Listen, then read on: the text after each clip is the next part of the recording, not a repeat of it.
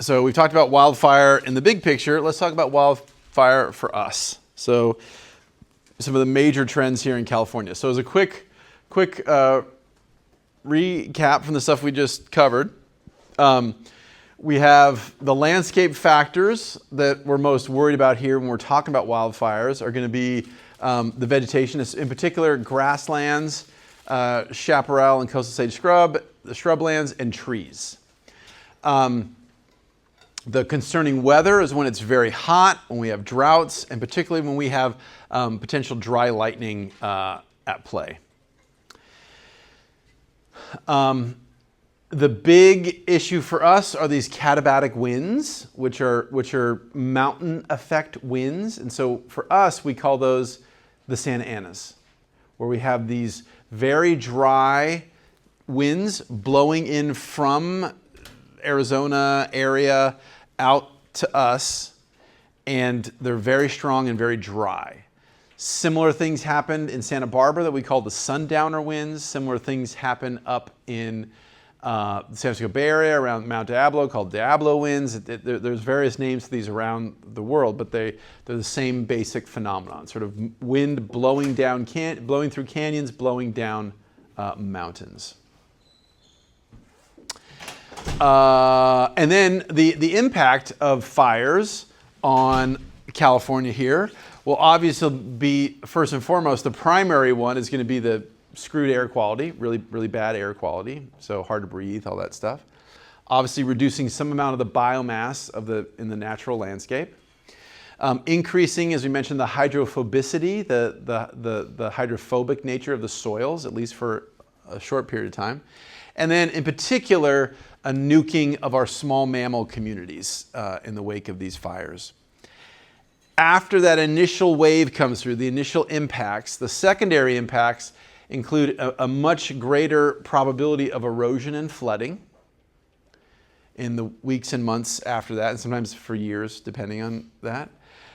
We tend to see an increase in fire level, that's pyrescent, in fire liking vegetation, which are either resistant to the flames, either really good at resisting them, or really good at bouncing back when those things happen. So we tend to see, at least for a while, a community shift in terms of the vegetation there. And then after a bit longer, we tend to see succession. So the fire comes, resets the competitive landscape. We have new recruits coming into the site. And we tend to see increased diversity in terms of landscape types over time.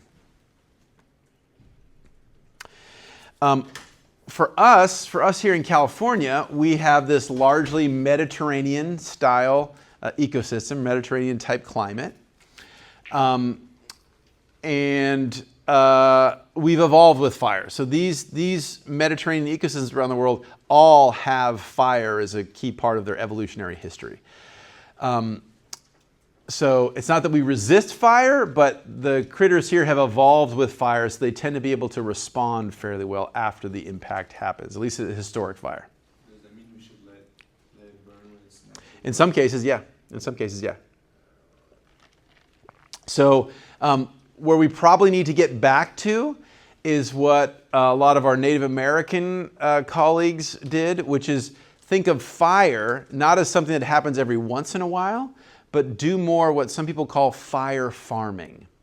So we farm the ag fields, right? We kind of like add some water, add some stuff, do this. We should probably think of fire more along those lines. Not like intense, crazy, catastrophic things that destroy buildings and roads and stuff, but a little bit frequently. Little burn over here, little burn over there. This year, burn a little over here, burn a little more over there. Like that kind of thing is probably a much healthier way to go about. So you get some of the benefits of the fire, some of the heterogeneity for the vegetation, et cetera. The fuels don't ever get so big that they could just have this catastrophic thing. And it's also definitely controllable. That's a total non-trivial thing. So when I was up at Stanford, I went to 19 controlled burns before I saw my first controlled burn. Every single one was called off, mostly within like 24 hours or 48 hours beforehand. And it was always air quality. No, it's bad air quality. It's gonna be a bad air quality day. They can't burn. complete lunacy. So instead, what we did was, instead of being able to communicate to folks with asthma or other breathing problems, hey, you guys, stay inside today because we're going to do a controlled burn and the air is going to be bad. So, go to the movies, stay indoors, stay in the library, whatever it is. That policy, it was well intended. People weren't trying to cause problems. They were thinking of people's health. But ironically, by not allowing us to do more controlled burns, we have more things like the Palisades and the Woolsey, which are just horrible air quality for everybody, unannounced, and for oftentimes weeks on end. So I would argue that's much worse. But regardless, it's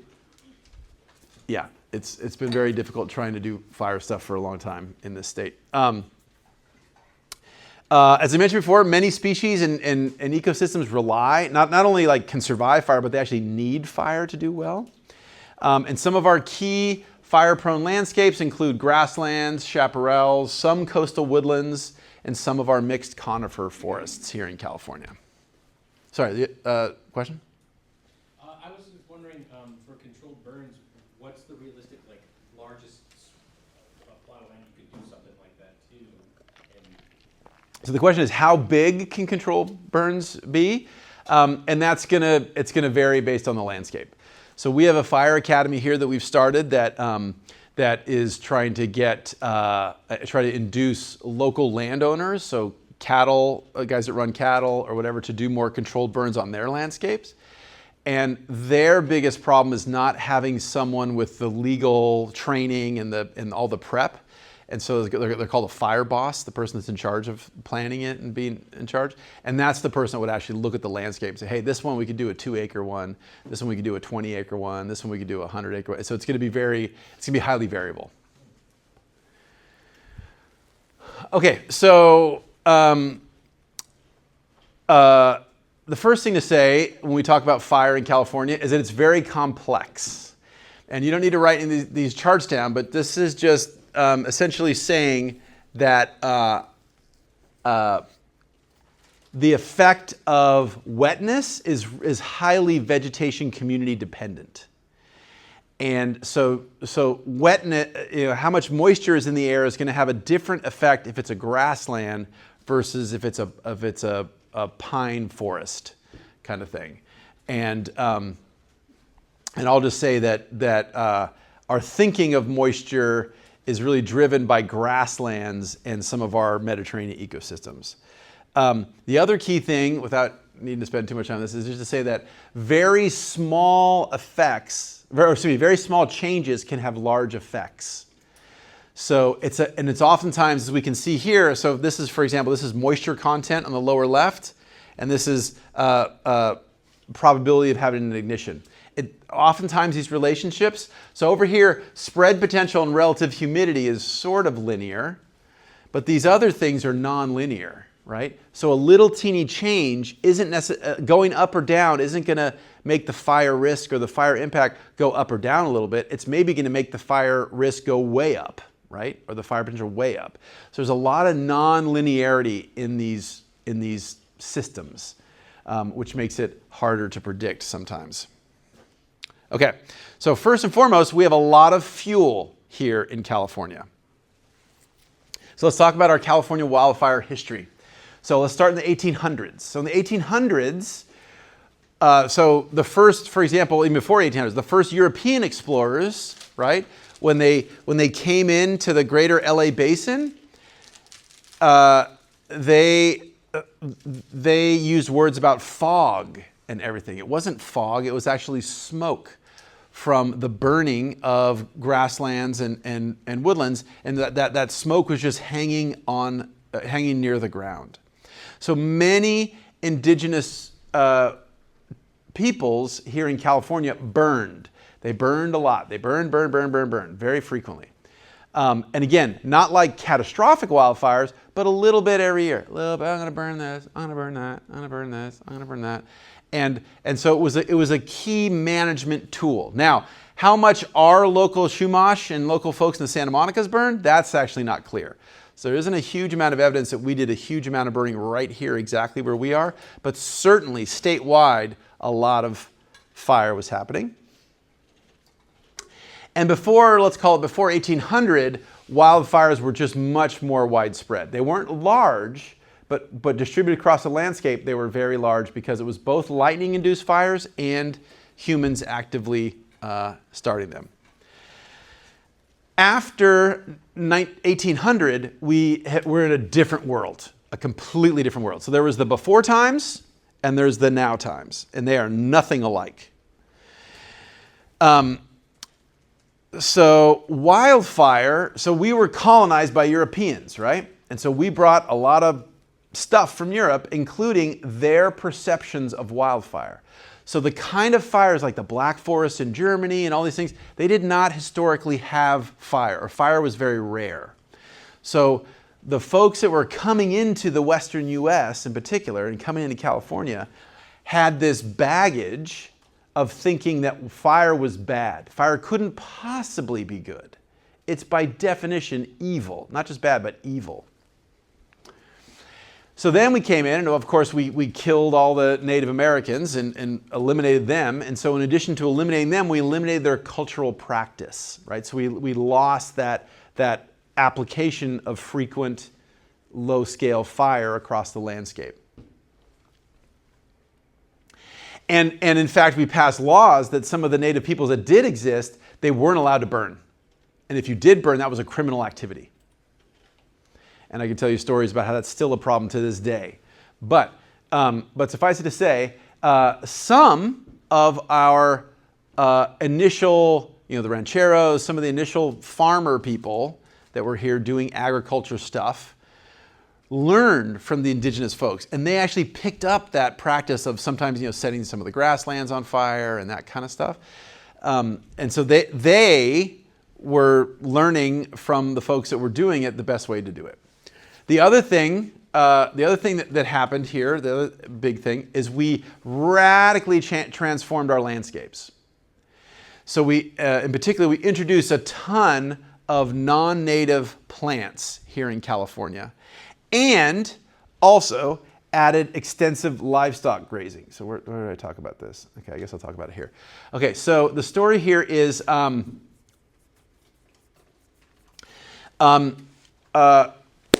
lot of Native Americans, the Spanish come in, they get displaced. The Mexicans take over, they get displaced. The Californianos take over, and we're kind of doing stuff. And then the gold rush happens, right?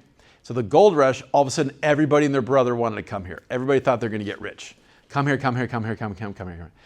And so like most of downtown San Francisco, for example, is dead, or are abandoned tall-masted sailing vessels, because people like the captain would jump off of the thing, and the crew would all die. We're going in the Sierras and make some money, right? So a huge influx of people, and initially most people didn't know anything about anything, right? They were sailors, they were real estate people, they were bankers, whatever the hell, right? So they get into the Sierra foothills initially, and they're hungry. So they start shooting stuff. They shoot our deer, they shoot our tule elk, they shoot all the wildlife, and they eat it. And there's such an influx of people, we start suppressing our large ungulates, our large grazers. So in the little bit after the initial gold rush, some people say, hey, and to be clear, almost none of the rich folks got rich on gold, right? The robber barons, Stanford, Huntington, all those folks, they got rich by selling stuff to the people that came, right? So that's where they all made all their money, not in gold, but in selling shovels to the people that thought they were going to go find gold. So one group of those folks said, we can make money off these miners, is to feed them. So let's bring in a bunch of cattle. Let's bring in a bunch of livestock to California, sheep, goats, cattle. And so we have all these cattle all around in places like on the Channel Islands and here in Southern California and in the Central Valley and all this kind of stuff. And so we say, what we're going to do is we're going to make all this cattle and all this meat, and then we're going to sell this meat to, like, with the kind of things that were becoming very successful at the time in Kansas City and in Texas, mid-1800s, all these feedlots and stuff, and we're going to make all this money. Unfortunately, we had this major drought, which was up until last few years, was the most intense drought that we'd had in recorded history in California. So everything is drought. Drought, drought, drought, drought, drought. Now the cattle are starving. They can't even slaughter them, right? They're just dying. They're falling over. So they turn them loose in a lot of cases. They just like leave the stockyard open. Like it's not even worth it. We can't even afford the bullets to shoot these guys in the head. So we're just going to let this livestock go.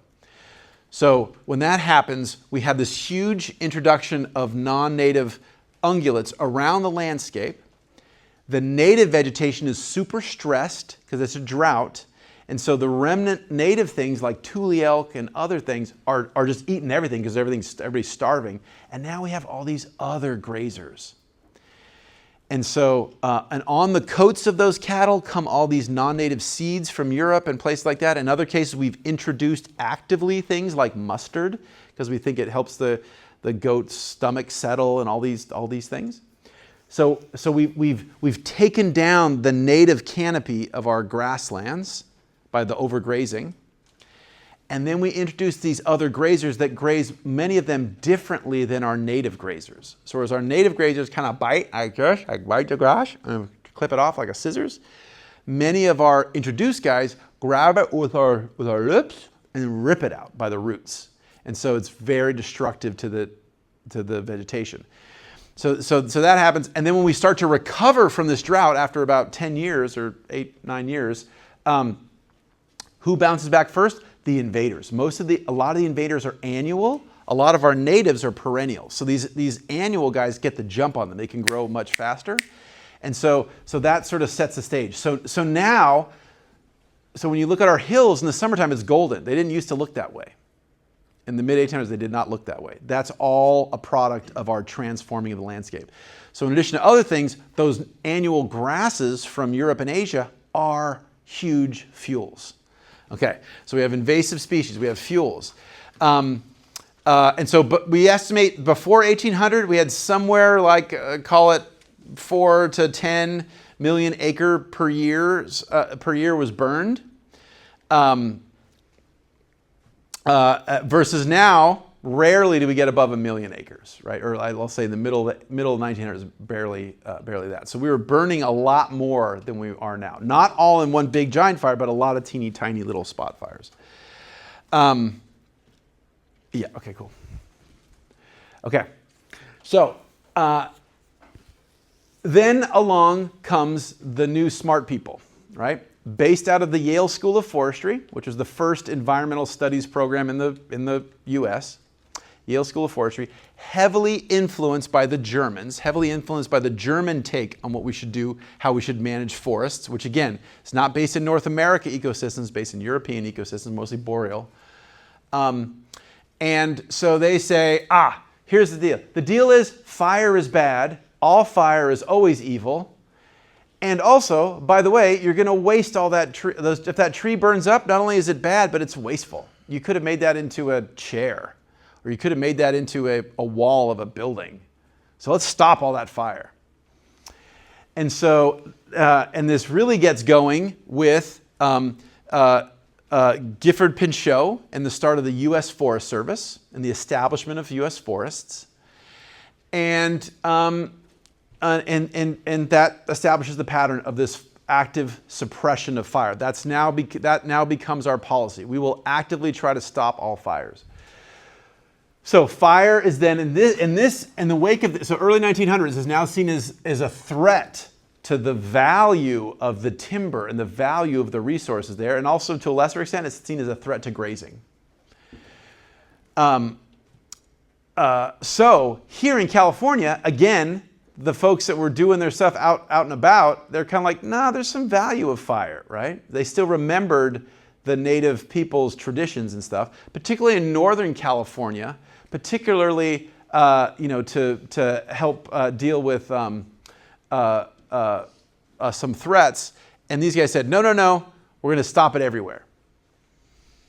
So in Northern California, we're mostly using fire to deal with the large, to manage the large old growth forests. Here in Southern California, it's mostly, we don't really have, despite what the president keeps screaming about, we don't have forests here the way we do in other parts of the state. We have grasslands, we have shrublands, and we use fire here to sort of perpetuate those. We're using fire to perpetuate those ecosystems. So, yeah, okay, I'll put a pause on that for a second. Okay, so then we have the Great Fire of 1910. And so this is in Idaho and Montana. This is middle of the country. And this was a huge fire, massive fire. And it just devastated everything, devastated people, killed a bunch of people, all this stuff. And so the thinking was, hey, if we're going to be serious about this fire suppression, we got to man up. And by man up, I mean literally man up. It was very male, very paramilitary. So they said, we're going to adopt a military structure for fighting fires. So to this day, all of our firefighting follows a paramilitary structure. So there's very clear command lines, and people are in units and combat things and all that kind of jazz. And we begin to develop very strict policies for it. It was kind of loosey-goosey up to 1910. And now it's like, no, no, no, no. Here is the exact rule. You're going to follow the rule or you're going to get in trouble. And this really starts where we get this whole thing, like firefighters are saints. Firefighters are the best thing ever, right? All that kind of rhetoric really starts in 1910. And I should say I have a lot of firefighter friends. I like my firefighter friends, but they definitely, they benefit from a lot of this rhetoric. Anyway, they get a lot of free stuff everywhere they go. Anyway, so then the next big change, so 1900s, we start this fire suppression policy. We have this great fire in 1910 where we start to get more serious about how we approach it. And then we have World War II. So World War II really starts this much more active. World War II gave us a lot of tools. So just like we had all this surplus war equipment and helicopters and bulldozers, we used them in different things. We also deployed them for fighting fires. So now we had all this really intense mechanization and other equipment options we didn't have before then. And that really explodes this technological innovation and also the costs. Because now it's like, oh, well, let's get this helicopter. We didn't used to have a helicopter. Now we have a helicopter. Now we have to maintain the helicopter. Now we get fuel for the helicopter. Now we have to get it. So the costs really start to explode also after World War II. So this is a classic scene. So this is 1955 Oregon. So this is it, right? It's all dudes.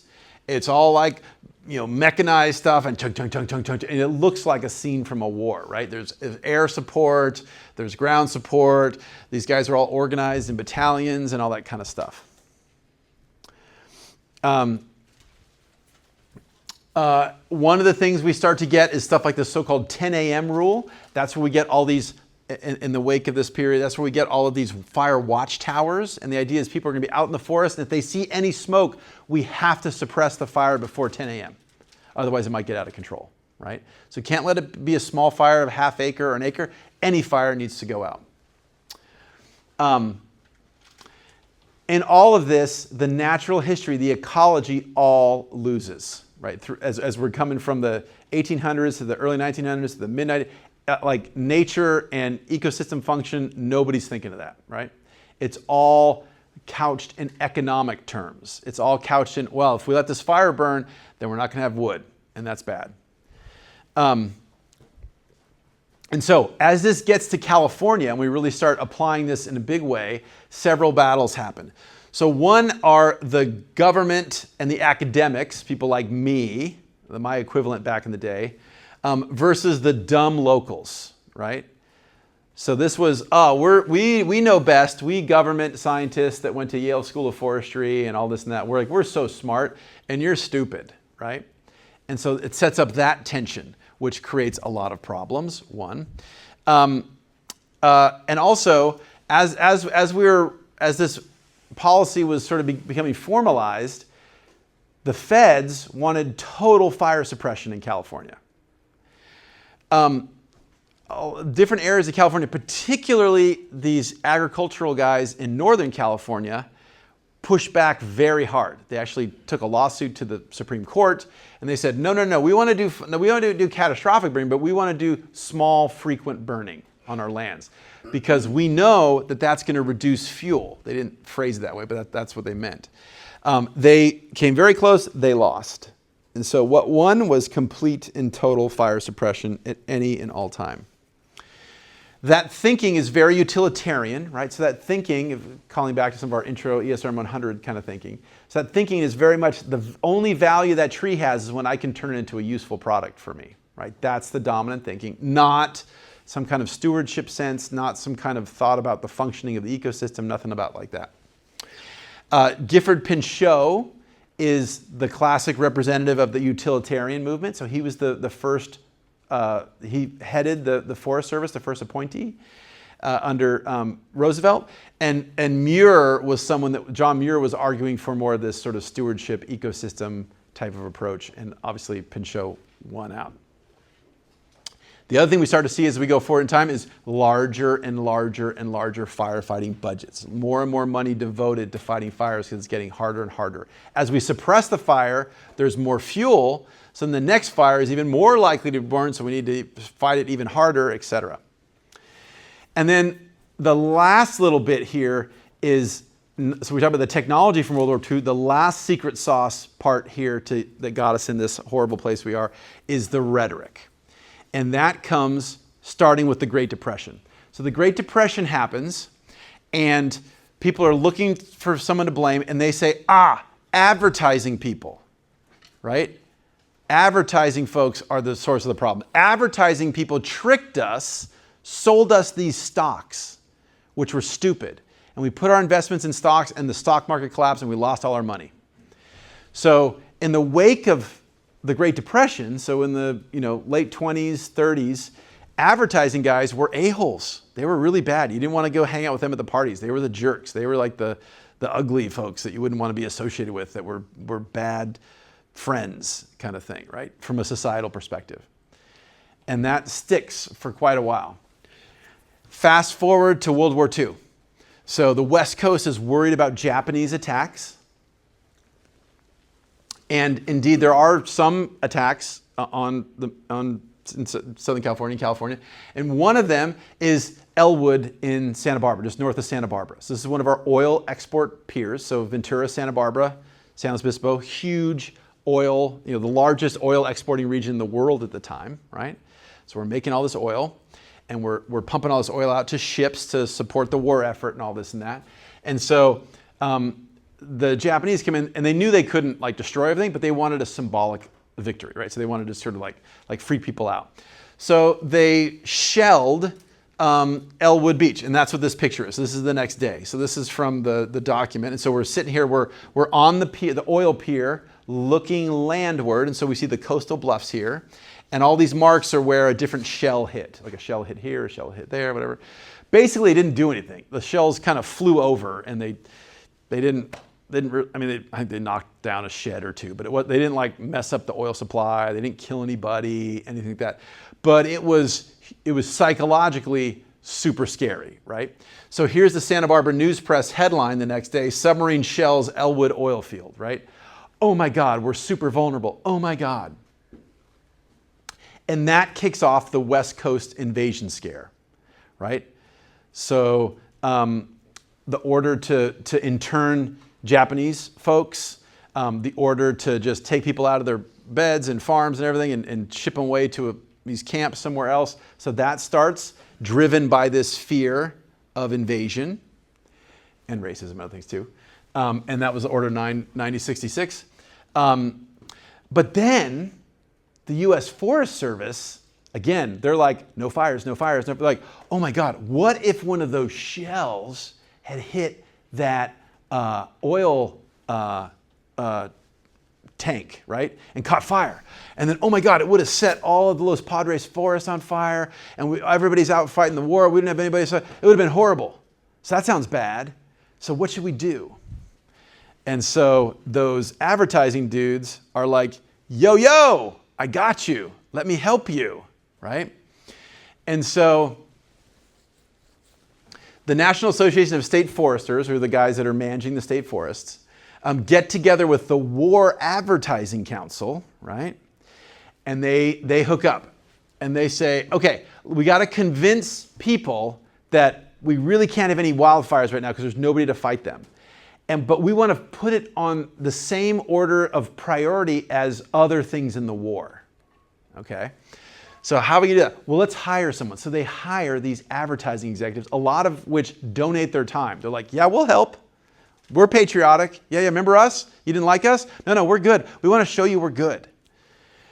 And so they create a couple different campaigns. One called Forest Fires Aid the Enemy.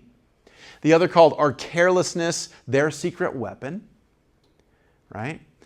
And so they start off targeting adults, but they wanted to have a wider reach. So they were trying to figure out, what can we do? How can we get the kids involved? And Walt Disney has just released the animated film Bambi, right? And it wasn't doing well. And it was like not popular. And they're like, oh, hey, maybe we can do something with that. And so they first take on the image of Bambi, right? And so this is from Bambi, right? And if you remember how that works, there's some faceless people and they start a forest fire. And the forest fire is the thing that is bad and evil, right? So all the classic things of evil is represented in the fire. So like, yeah, let's do that. So they initially use Bambi. So here on the left is one of the first anti-wildfire posters here in California and the US, but it starts in California here. And it's like, please, mister, don't be careless. Look, the poor little bunny is scared, and the poor little skunk is scared. Like, oh my God, right? Then the next iteration is to talk about other things, right? To start to appeal to not just the kids. And so here we have all these poor little squirrels, right? And it's like, oh my God, we can stop all these. And then we go straight to the racist tropes, right? So then we're like, actually, no, let's like make everybody deathly afraid of fire. And so fire is aligned with Hitler, it's aligned with Tojo. It's like, that's all the bad things, right? And so that really is a very powerful arguing. And then we can talk about the whole story later, but the Smokey Bear was came from New Mexico, so it's not really, that part's not really California part. But suffice it to say, we have this little bear cub that survives and he becomes a mascot, and because he was from a fire, we call him Smokey the bear, Smokey Bear. And so then he gets adopted as a symbol, and then it's pretty much game over. So then Smokey is telling us, hey, so here's that little cub in the National Zoo. And it's basically, hey, everybody, and we get all of this stuff, right? All of this rhetoric for decades and decades about only you can prevent forest fires, right? And forest fires are bad, and forest fires are evil, and every single aspect of fire is dangerous and bad. And you don't be, and look at the poor little deer fawn, right? And so this is essentially where we still are. Okay, what that has done is this. So this data is from Arizona, but it's very representative of California. Years on the bottom here, right here, percent of the sites that are having fires, and this is the total number of fires. The percent is this guy. The percent is this arc. So on that, so you read this guy based on over here, and then the spikes are the actual individual fires, which you read on this axis on the right. All fires, any fire. And so this is reconstructed using dendrochronology, using tree rings. So we don't have a whole lot of, so we do have some trees that live for thousands of years, but a lot of this is using trees that only live 10 years, no, that's not true, like 50 years or 75 years. But we're able to backwalk them, crosswalk them by doing tree ring counting. And you can see in the tree rings where there was a fire. You can see a black scar. You can tell that the trunk was made charcoal-like, right? Because trees grow this way, right? The apical, the cambium on the tree is on the outside. So when they get bigger, they just get more and more circles laid down. So if a guy gets burnt but doesn't die, you can see that signal in the propagating circles. So check it out. So before, back in the day, fire, 1900, no fire. That's the problem, right? That's the problem. So we did a great job, right? We're very efficient at stopping these fires, at least initially. So in general, most of our problems in California and the West are that we should have more fire. We don't have enough fire in most places. However, in places like exactly where the Palisades fire just happened, it's actually the opposite. So here we are, Santa Monica. Here's Point Dume. Here's where the Palisades fire is over here on the right part of this purple splash. And this is the historic fire regime in our part of the world, in the Santa Monica Mountains. So the color here refers to how frequently the fires were coming back. We had one fire and you start the clock. Okay. And it's 1 year since a fire, 2 years since a fire, 3. And so how many years between fires on average? That's what we're looking at. And so these purpley areas are, 40-ish years, 50-ish years between a fire to the next fire. However, if we look, it's not all purple. We have some areas that are hot, right? Up towards the Simi Hills and the sort of the valley. Point Dume, sort of through main area of Malibu. I mean, some of these are 8-year fire return rates. In fact, some of these sites are now like 7- and 6-year fire return rates now. So why do you think this is? What are your guesses as to why this might be happening?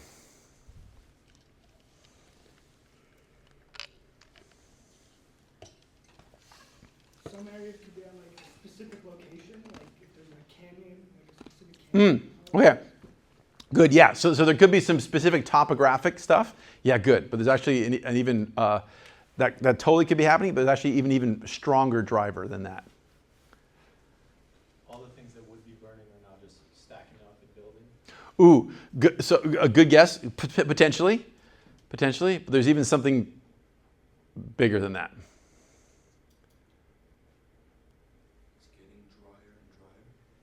It is getting drier and drier, but it's getting drier and drier all over. So yes. Is it population? It's people. So we start most of these fires. So human started ignition is the difference. Kids going up on the hills, having a little bonfire, drinking a little something, and then the fire gets out of control. People pulling off the side of the road, and their hot catalytic converter touches the vegetation, and intentional and accidental. But the point is, this is people. This is the human presence here has caused this huge increase. So most of California, we have fewer fires than we historically had. But in some places, like the Malibu area of the Santa Monica Mountains, we have way more fire. And that can be problematic in and of itself, because that's going to convert everything to just grasses. And so, same thing. So here's the fire frequency. LA Basin, not so much, but the Santa Monica Mountains where we are, and Oxnard Plain, not many fires. LA Basin, not many fires, wildfires that is. But where we are, it's a fiery place. It's a fiery place. And that idea of humans causing fires, that's the norm now. So yes, it's true that lightning can start fires, but mostly what you see here is mostly red, which are the sources of the initiator of the wildfire. So the Sierras in Northern California, that's more lightning, right? But for the most part, where we are, where cities are, where suburbia is, it's mostly humans are causing those fires in the first place. And that's either intentional or accidental. It could also be our electrical grid that's starting these fires. And it's both in Northern and Southern California, but both of them are growing. I'll just say that. This is fire return. Oh, and I'll just say that. So this is back in the day. So back in the day, this was the fire return rate we think for some communities. So some like Yellow Pine were fairly burning. Like 10 years, 15 years. But we also had some things like some of these alpine pine forests that were like a century or so between fires, right? So that was back in the day. Now it's much higher. Well, let's not show that. Let's look at this. So now this is the best data we have from now forward. So this is fire weather for different months of the year in California. And the guy off to the left is back in the day. So this is real. This is what actually did happen. And then all the estimates to the right for each particular month, that's using a different model of climate change, of gases going to the atmosphere. And so, for example, what we see here is if we look at August, the month of August, which is where the stuff peaks, right? So back in the day, or I shouldn't say back in the day, just when I was alive, like just recently, right? The average was about, large fires starting in that time of year was, we had about 18% chance or something like that of a large fire starting, right? Historically. But as we go into the future, depends on our model, but if we pick RCP 8.5, right? That's saying we're like 25% chance. So that's a significant increase, right? So that's all of this stuff together. So we're seeing not only are there more people around and people are starting fires, but the fire conditions are going up. And then disturbance also matters. So this is some data when I was at UCLA. So this is this insane experiment.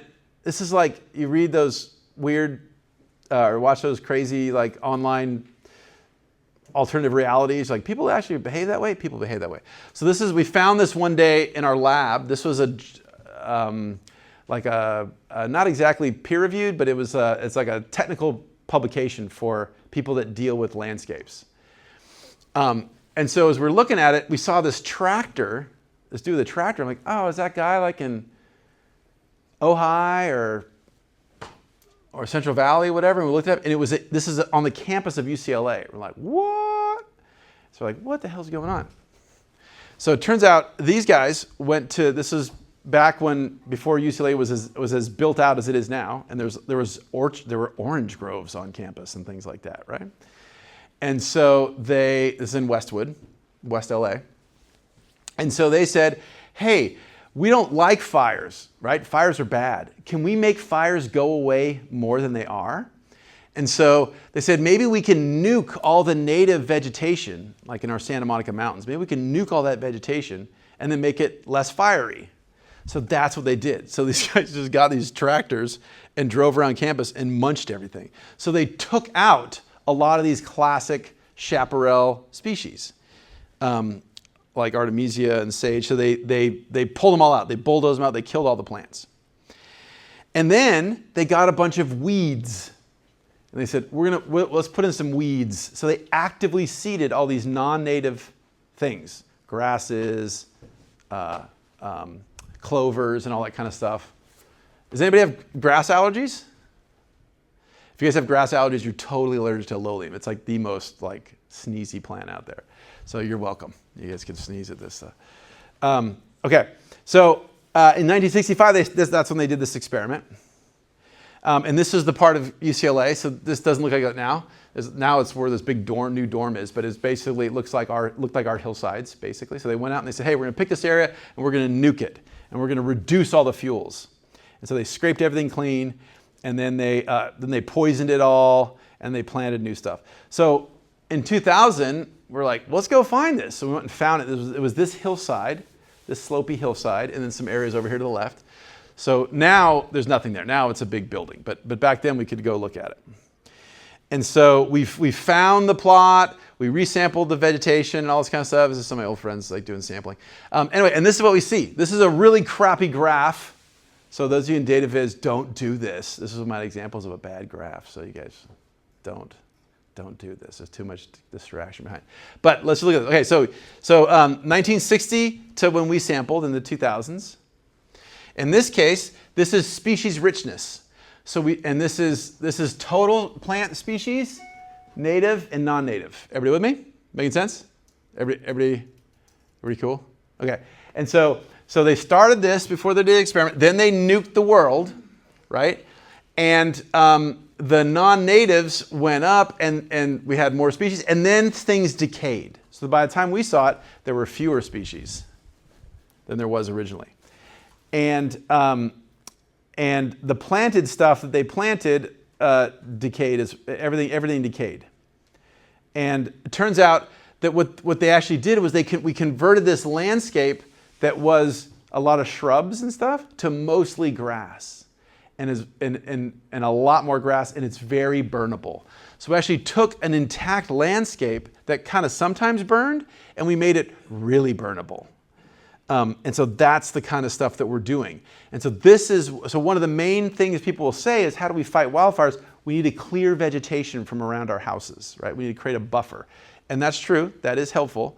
But if you do it incorrectly, you will induce more of these weeds, and you will induce more probability of you having a fire than having less. And so that's not what all people hear is like, I just go and I mow the stuff down and then I'm good and I'm safe. And that's actually not true. The other thing we see in California is we have greater exposure. So these are the number of new houses from 1990 to 2010 over that 20-year period. Riverside, tons, almost 200,000 new houses. Ventura, 30,000 new houses, Ventura County, right? And this area, where we're putting most of our new houses are in the most dangerous area, in the so-called wildlands urban interface. So where we're putting more housing is right where it's most vulnerable.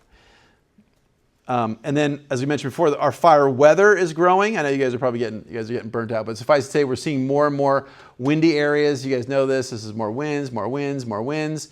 And to finish up, I'll just say, so that's our situation in California. So we've done all this fire suppression. We're trying to do more burning now, more controlled burning, and we are making progress, but the backlog is insane.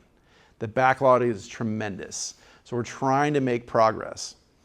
So in the midst of this, President Trump's first term came around. This is when Paradise burned. And so this is then Governor Jerry Brown, right to his side, was still governor. Governor Newsom was just elected, and so he's not yet governor, but he's about to be. So he's like there, standing behind, kind of, paying attention. And the president comes, as many presidents do when we have a devastating thing. They come and show up and do moral support and everything. So they're walking around, and they supposedly sound like they're having some, understanding or whatever. And then immediately this starts with this non-scientific, non-fact-based. The problem is we need to rake the forests, right? Which doesn't make any sense. And it turns out even the folks back in Europe never said they don't rake. And then, unfortunately, this happens. There is amazing partnership on the ground, and there needs to be. The governor said we have temperatures explode this summer. You have learned that we broke a world record in the depth valve at 130 degrees.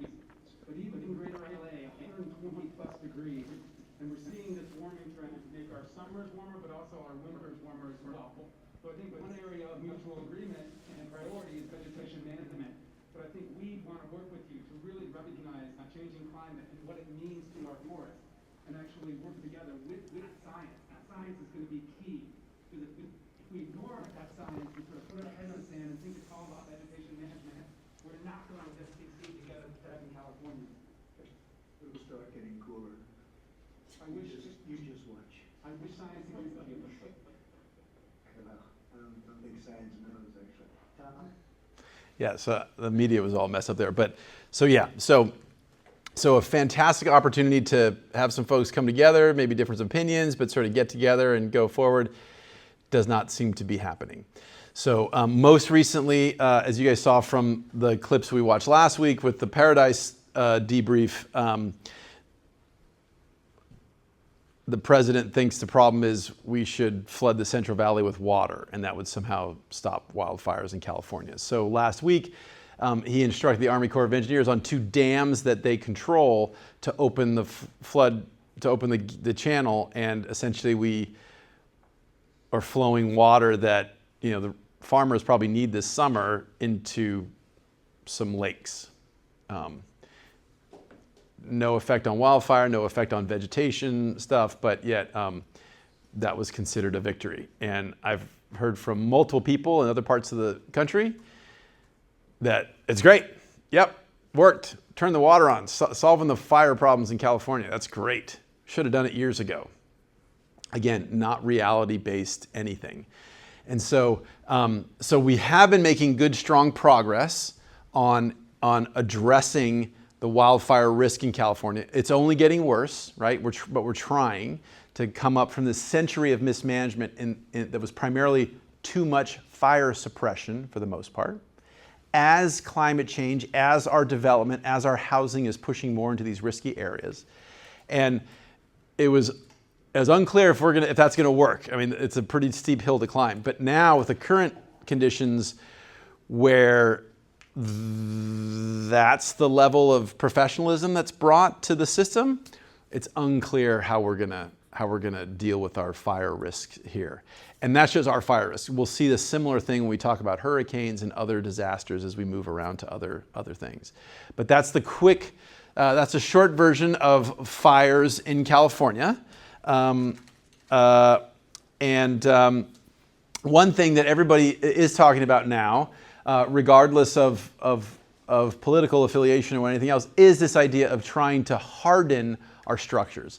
So the last little bit here that's really come clear is the insurance part of this, which we'll talk about later, the insurance piece of this.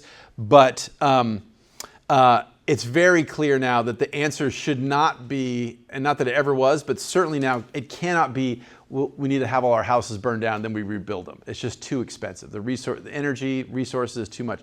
So the answer really is we should make our houses not burn down in the first place. This was fantastically illustrated by our friends that deal with earthquakes. So our philosophy to earthquakes initially was just do whatever you want, and then we had some earthquakes and people died and all this kind of horrible stuff. So then we started to design buildings to not kill people during an earthquake. And that worked really well. And we've gotten very good at people not dying in buildings and earthquakes. But then people said, okay, the people didn't die, but now the building's all effed up. And so now we got to knock the building down. So now the current state of the art is to design the building so the buildings themselves survive the shaking. It's not only the people survive, but maybe you replace a window or two or a door or two, but basically the building is basically intact. That's the next frontier for us to deal with wildfires here in California, which is how can we build the structures so that even if there is a wildfire or a wind-driven fire that comes near our house, it will mess up my swing or my bicycle outside, but it won't take out my whole everything. And so that's what people are starting to work on. And there's various principles that are starting to come with what we call home hardening, meaning making it harder for the fires to take the structure down. And I think that's all I'm going to say about that. Okay, cool.